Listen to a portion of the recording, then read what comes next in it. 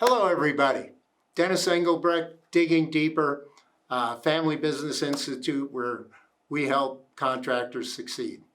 So, at the close of my career, I've tried to come up with the 10 most important aspects of construction success. And we've talked about sort of the four-legged stool of construction, and we talked about bad job avoidance. Let's move to the positive side this week, and let's talk about leadership excellence.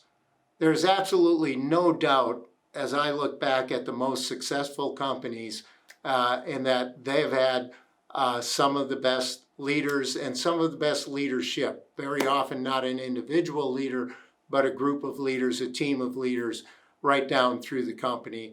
And leadership excellence is so important to construction company success. And you know, when you started in construction, you probably started with a lot of skills, but maybe not have been a great leader. And that's one of the first lessons of, developing leadership excellence, is that excellence in leadership demands that you change and you evolve. The demands of leadership change as your company grows. All of a sudden you have layers, you're a little bit removed from the project. Now you're leading leaders, or you're managing managers instead of managing work. That takes a different set of skills. Your company probably progresses some, and even the world changes. You think about employees now versus 30 or 40 years ago. It takes a whole different set of let's say challenges, but also skills to motivate folks today versus the way they were motivated, 20, 30 years ago. So the demands of leadership change, and leaders must evolve.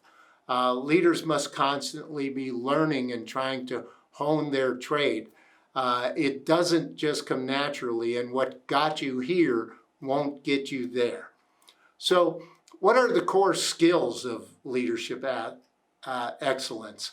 I think in looking back at that, the ones that came to mind most were, number one, effective listening. Great leaders, when somebody's talking to them, they give them their full attention. So they actually hear what is being said. Great listening requires you to put aside your filters. And that affects all of us, of course. We each have a history of things that happened before, and somebody starts talking, and all of a sudden that history is yapping in our ears. Yeah, I've heard this before, or I've seen this before, and this is what happens, or put up your guard. And instead of actually listening, we're starting to form opinions or prepare for pushing back or whatever we're doing. But effective listening requires you to put aside your filters and actually, again, hear what's being said. And then the last part of effective listening is seeking to understand before you seek to be understood. All right?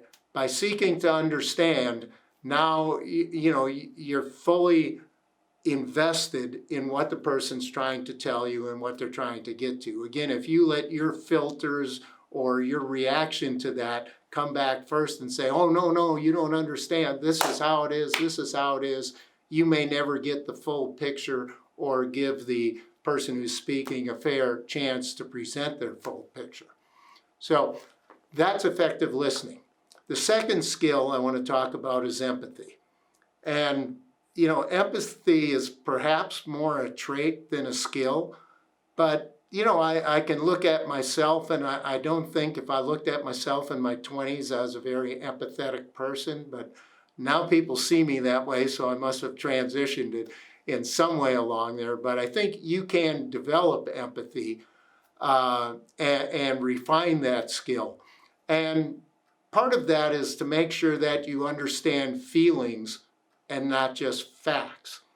All right, to be empathetic, somebody's telling you something, and they're most often not telling you everything. So asking questions, trying to dig deeper into their feelings that are behind that. Sometimes you can't solve a problem without knowing what their core feelings are. That could be an owner that's, got a problem they're coming to, and, to understand the fears behind that owner, why they're upset. Maybe it's because they had a project before when this happened, and it's important for you to understand that. So again, it's important to understand the feelings, not just the facts. Then it's also important, of course, to actually care about others and to care about the effect of your actions and your decisions.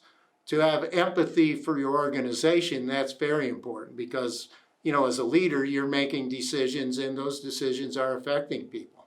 So try to apply your empathy and, try to envision, what the effects of the various actions and decisions are going to have on the other people in your organization or outside your organization. The third core skill, I mentioned listening, but communication, the talking side of listening, let's just say. And for leaders, confidence is very important in your communication. If you're wishy-washy, don't exude confidence when you're creating a direction or making a statement, the people you're talking to will be unsure and uncertain, and that won't be good. So it's very important in your communication as a leader that you do reflect some confidence. Also important that you're clear. Clarity, what you want people to do, and the why of what they're going to do to help them fully understand that clarity. And then the third thing I want to mention about communication is inviting feedback. So, okay, now we've spoken. Do you understand what I want you to do? Do you have any questions about that? And when I say inviting feedback, this is really critical because sometimes, I mentioned confidence. If you speak overconfidently, people may be scared to question or give you any feedback.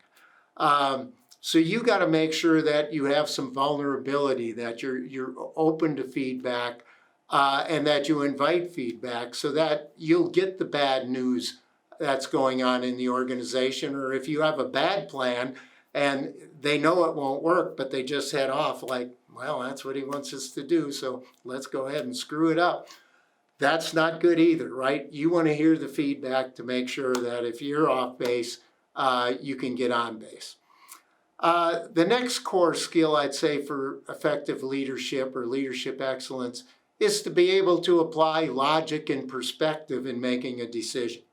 All right, you're going to make a lot of them, and you're going to make some wrong ones, but you're going to make more right ones than wrong ones if you can apply good logic. Sometimes it's a pluses and minuses chart, or something like that.